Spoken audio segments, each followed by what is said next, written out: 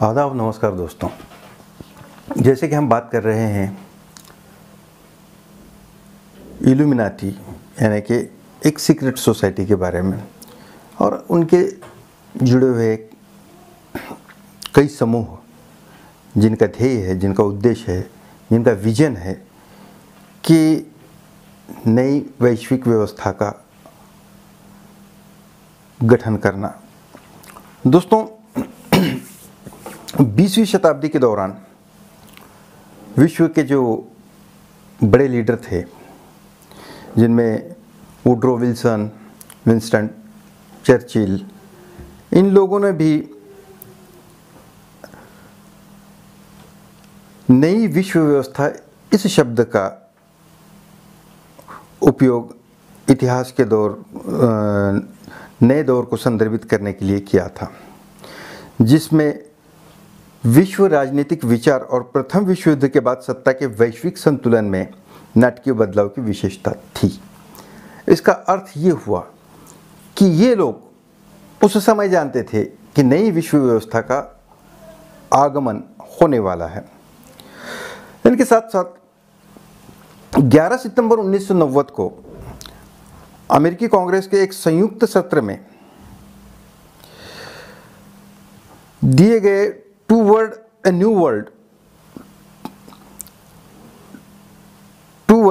New world order के अपने भाषण में राष्ट्रपति जॉर्ज एच.डब्ल्यू. बुश ने सोवियत संघ के राज्यों के साथ शीत युद्ध के बाद के वैश्विक शासन के लिए अपने उद्देश्यों का वर्णन किया था। उन्हीं के शब्दों में अगर मैं कहूँ तो उन्होंने कहा था कि अब तक हम जिस दुनिया को जानते हैं वह एक ऐसी दुनिया है जो विभाजित है। कांटेदार तार और कंक्रीट ब्लॉक, संघर्ष और शीत युद्ध की दुनिया। अब हम एक नई दुनिया को देख सकते हैं, एक ऐसी दुनिया जिसमें एक नई विश्व व्यवस्था की बहुत वास्तविक संभावना है। इसे विंस्टन चर्चिल के शब्दों में एक विश्व व्यवस्था। तो दोस्तों, जॉर्ज बुश सीनियर ने उनके भाषण में न्यू वर्ल्ड ऑर्डर का जिक्र किया था, उल्लेख किया था। दोस्तों, ये जो एक परिसंकल्पना है जिसको पूर्णत्व की ओर, पूरी करने की ओर लेके जा रहे हैं ये लोग, इसे जो पूरा करने की जो इनके एजेंडे हैं, जो इनके प्लानिंग है, इसे धीरे धीरे लागू किया जा रहा है।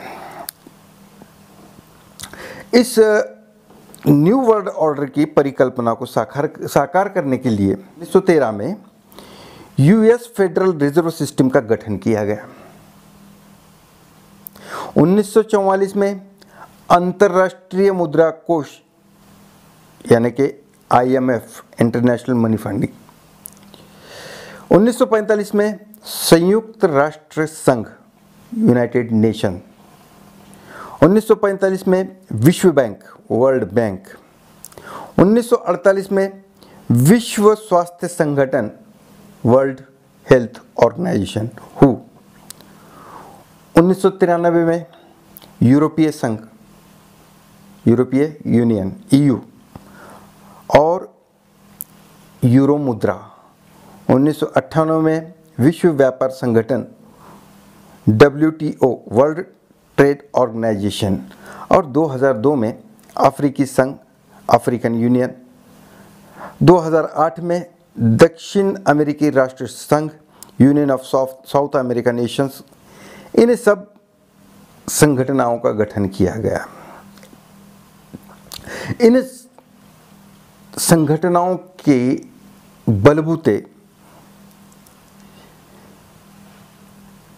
द न्यू वर्ल्ड ऑर्डर की जो एक परिसंकल्पना है, इसे पूरा किया जा रहा है। जैसे कि इन सब संगठनों ने पूरे विश्व भर के सत्ताओं को, विश्व की अर्थव्यवस्था को, विश्व भर के सामाजिक व्यवस्थाओं को, विश्व भर के मानव जाति को केंद्रित किया हुआ है अपनी पकड़ में रखा हुआ है। आप अगर इसको गौर से देखें, ये जो संकल्पना है, ये जितने संगठन बने, ये पूरे संगठन का पूरे विश्व भर पर अपनी एक कमांड है, अपना एक वर्चस्व है। यानी ये संगठन विश्व भर पर अपनी वर्चस्व को साबित कर चुके हैं। इसके साथ साथ दोस्तों,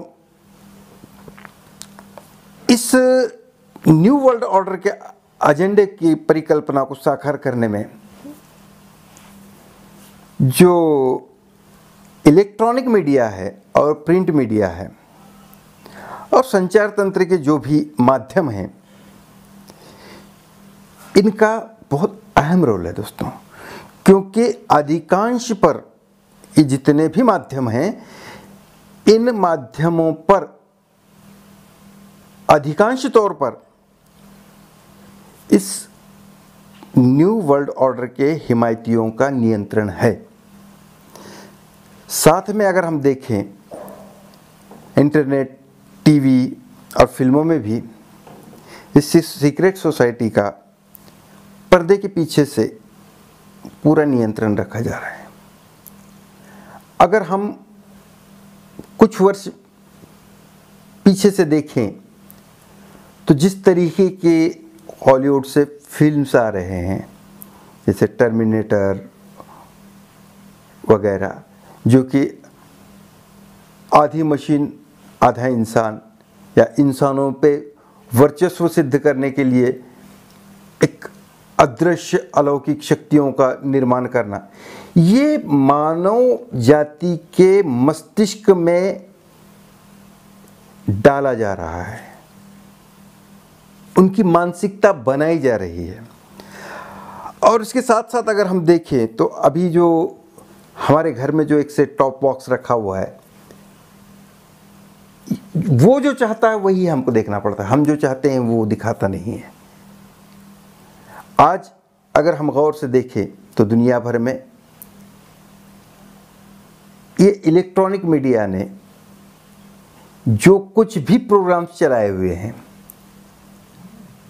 अगर मैं ये कहूँ कि ये स्क्रिप्टेड हैं, इसकी पटकथा लिखी जा चुकी होती है और हमें परोसा जाता है, तो ये अतिशयोक्ति नहीं होगी दोस्तों।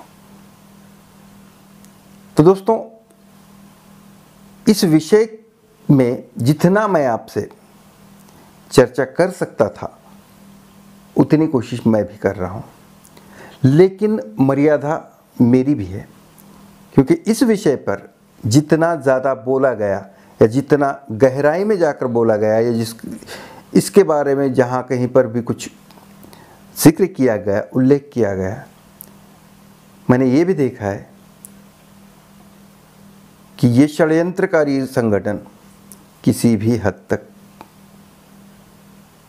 कोई भी घटना अंजाम दे सकता है।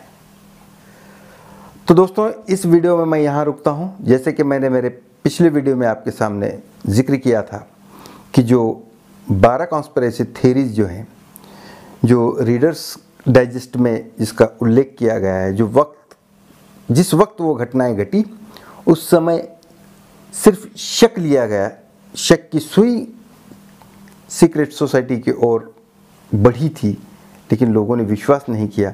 लेकिन जैसे जैसे वक्त बीतता गया, वो तथ्य सामने आते गए, तो उन तथ्यों के हवाले से उन घटनाओं को सिद्ध भी किया गया, प्रूव किया गया कि बेशक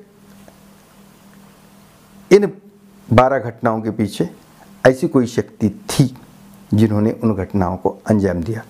तो धन्यवाद दोस्तों, मिलेंगे हम हमारे अगले एपिसोड में।